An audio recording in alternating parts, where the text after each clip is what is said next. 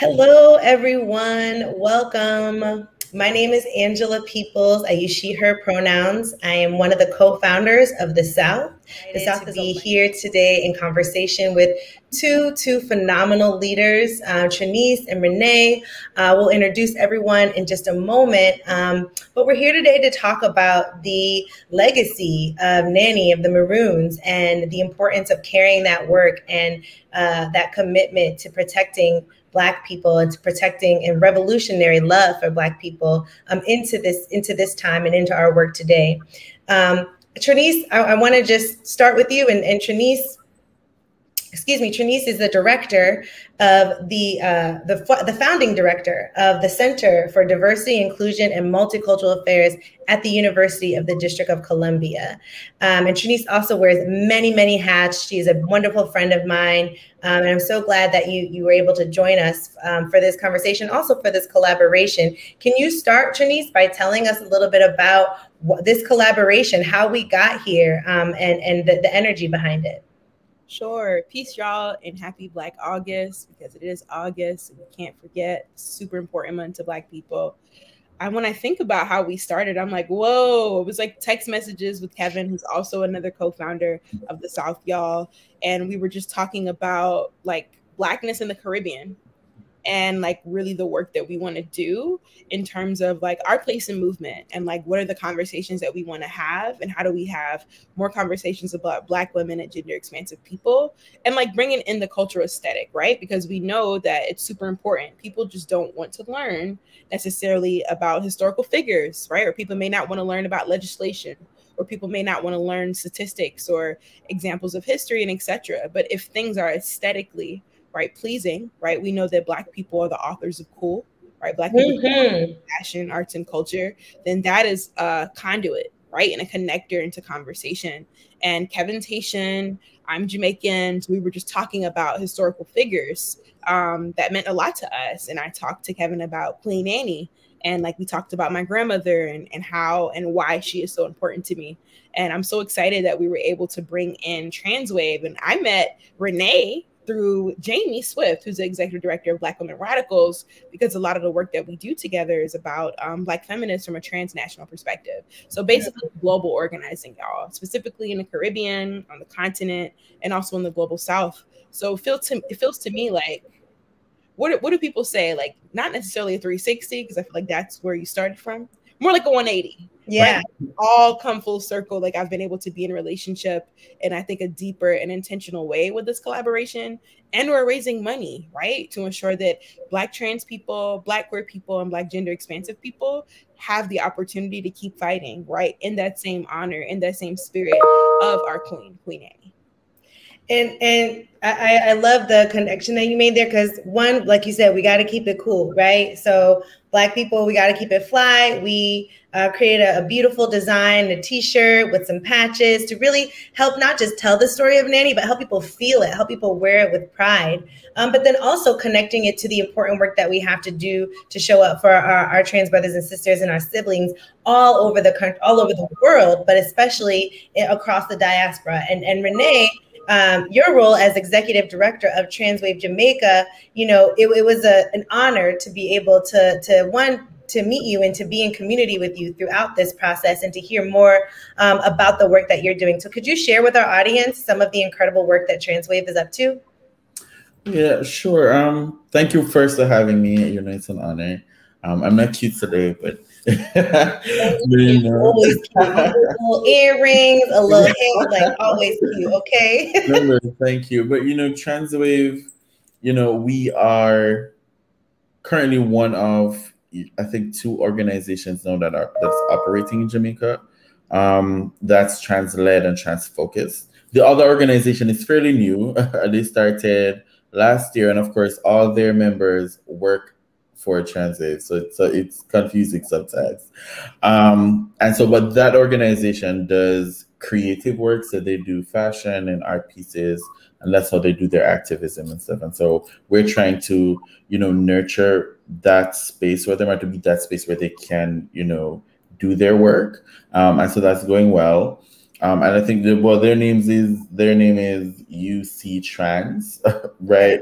So of course you can look them up when whenever you have time. But Transwave, you know, we started back in 2015. And we were the, you know, the first trans-led and focused organization operating in Jamaica. Our work was primarily around the health-seeking behaviors of trans people and around the health and wellness of trans people in general. And since then, our role has kind of evolved to, you know, looking at the protection and the empowerment and uplifting of the trans people living in Jamaica. And so, like, a lot of our work when we started was around community building and community engagement. And so we did a lot of support groups and had a lot of sessions around mental health. And of course, then it evolved into access to healthcare and ensuring that trans people were able to have access to basic healthcare. And now it's evolved to access to justice and working on legislative matters. And so last year we completed our a national health strategy, which is the first of its kind in the region. So you know, major things, and what it would do is kind of guide what healthcare looks like for trans people in Jamaica. Hopefully, once it's, you know, it's adopted into our health framework, which is our goal, it will guide how every facet of healthcare for trans people will look. And so that's our hope and that's our aim. And of course, the document itself is very comprehensive, and it looks really okay. So I'm sorry. Okay. And so it looks at all the aspects of a trans person's life, because when we talk about healthcare, we seem to think about, you know, it just being, you know, going to the doctor, when it's so much more than that, you know. And so we've also worked very hard in kind of debunking the myths around trans people, particularly as it relates to HIV. Because the community is seen as vectors of HIV, which is not the case. And so we had to do like a lot of work around that and around just existing and being visible. Because for a long time in Jamaica, people thought trans people didn't exist. And so that was some of the reasons why they think we shouldn't be included in certain conversations and certain spaces. And so a lot of our work also involves you know, just being visible. And that's how even all this other new entity that's coming up now kind of started as well. It was just us being visible and being in spaces and showing up and being present. And so that's, you know, where a lot of our work is done. We've done a lot of legislative work as well around different aspects of our country's, you know, legislative framework, looking at how the different laws and policies affect trans people, showing where, you know, we've participated in research and other reports that talk about what it looks like when you don't include LGBT people in certain spaces and the impacts that will have on your, you know, a country's economy. And even Transwave as an organization itself, I, of course, was the first employee for the organization officially. And so we've done research around the economic wellness of the community, looking at, you know, the financial status of the community, showing people that we really are poor and we really do need the support. I really do need access to the same opportunities as everybody else, because we really are suffering. And we've done reports around employment, what it looks like for the community, what people who have businesses, how they feel about hiring members of the community. And we've also done needs assessments and reports around just the general health status of the community, what the hindrances that exist for people in terms of accessing healthcare, and what it will look like for trans people to be able to thrive and exist, and to finally have the support that we need. And so that's, like, in a nutshell, the type of work that we do. And so we are so grateful for, you know, for this space that's being created for us, so that we can take our work to the next level while protecting, you know, our staff and the people that exist.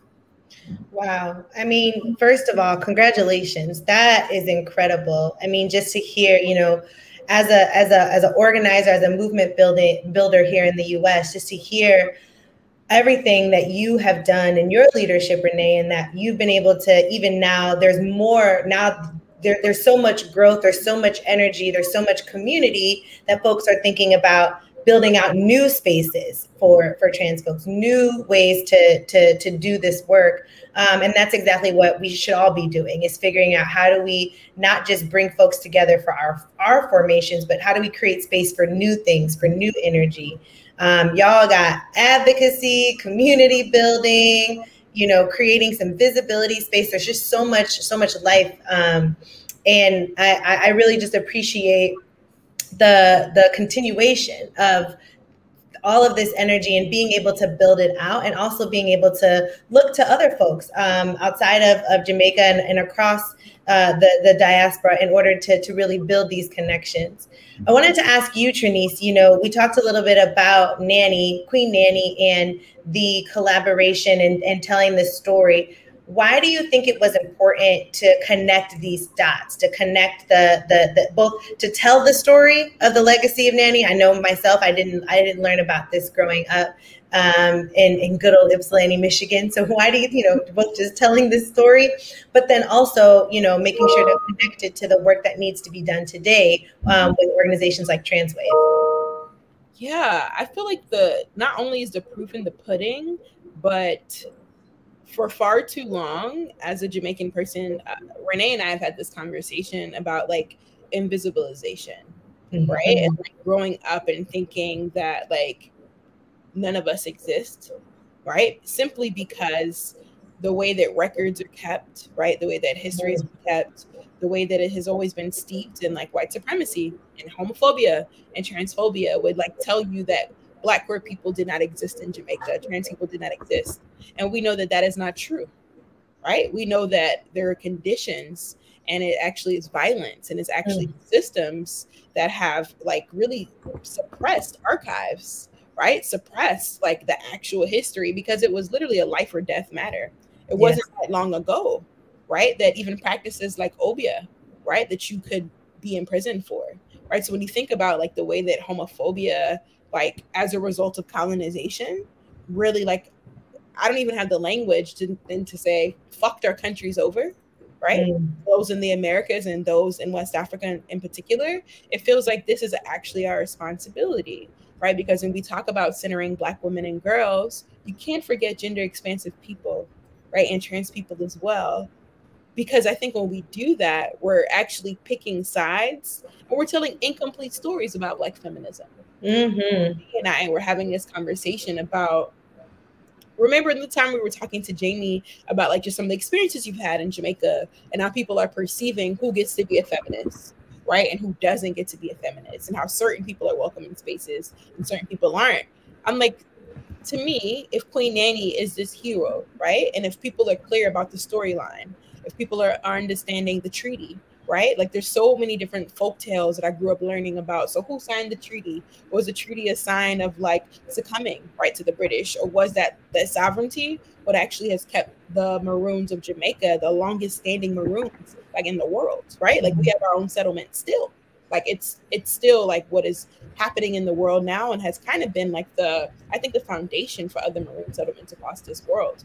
And I think that how could we tell a story like that and not acknowledge that queer people have had to exist, right? They had to be a part of the folks that were carrying out the tactics, that were carrying out the strategy, that was carrying out the arts and the culture work and the spiritual work especially. Yes. So I'm really, really curious about like what worked, and like who are the people we need to be in conversation with that will tell us the truth, right? And like how long are we going to continue to go on telling incomplete stories? Which is why talking to Transwave is like a must. We actually should be in more conversations with folks in the global South and the Caribbean, because we have so much to learn. Yes. Because they're literally fighting for their lives every day in a way that like we do not have to here.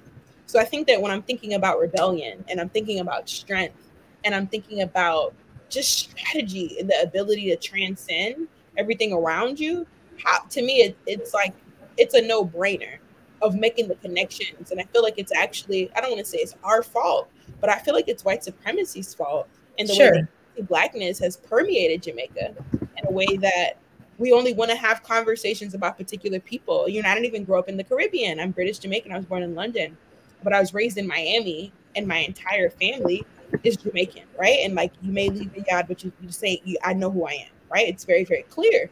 We even only have one woman identified national hero. Right. I think that's also a telling story, right? About, so who gets to be valued? Because in so many different like parts of history, it's like her brothers who get the recognition of the treaty. She didn't want to sign that treaty, right? So there's so many different conversations around, so who is responsible for the sovereignty of the Jamaican people? And for me, I always look to Black women, girls, and gender expansive people when I think of rebellion, because of people like Nanny and the Maroons, because of the Carlotta Lacumis, and the rest of our grandmothers like Renee's, and our great grandmothers, and our great great great grandmothers, and we'll never know their names, right? And we'll never know their stories. So I think that when we think about resistance, we think about defense, when we think about strength and struggle, it's impossible to tell those stories completely without including the narratives of Black trans people and gender expansive people. Yeah, you know, our good friend Charlene Carruthers said, when you tell incomplete stories, you get incomplete solutions, right? And so then we have to work back to fill the gap of where folks were missing. Yes. And you know, speaking of certain people getting a lot of attention and on the island, you know, the Olympics just passed, right? And usually that's the time that often every 4 years, you know, there's a lot of love, a lot of attention to many countries, but especially to the incredible athletes coming out of Jamaica. And, you know, I was having a conversation with another good comrade, Leslie Mack, who is also Jamaican, and just thinking about, you know, again, the incomplete stories that are told in this moment when there's so much celebration of the talent that's coming from the island. And so, you know, and it's also important to remember that a part of this collaboration is really about raising resources. We really want to make sure that folks understand both the incredible work that Transwave is doing, but also the incredible need that is, right, and what it means to support this work. And so for folks who have their eyes, are waving that Jamaican flag with enthusiasm because of what they saw during the Olympics or even around Independence Day, Renee, can you tell those folks, what do you want them to know about what what their support would mean, and what it means to have not just the eyes on the high, the bright, and the talent that is coming from Jamaica, this incredible country, but also the challenges and the struggles and the strife that we also need to be paying attention to? Oh Lord, so, I mean, you know, Jamaica is a great country, and I am proud to be a Jamaican, but we aren't without our challenges. And sadly enough, that is as it relates to not just LGBT people, but women in general as well. You know, sexual violence it's a huge thing here in Jamaica, and gender-based violence is a huge thing. And it affects members of the LGBT community a bit more than others, particularly trans women and trans feminine people. And so, you know, the support that we're going to be getting from this campaign is going to be helping to protect a lot of trans women and trans people in general, because it's going to be providing, you know, safe transportation for a lot of the members of the community, and particularly our team, our staff, to get to the different spaces that we need to get to and to serve the different, you know, members of the community that we need to serve. Because, you know, being different in Jamaica it's not something that is liked.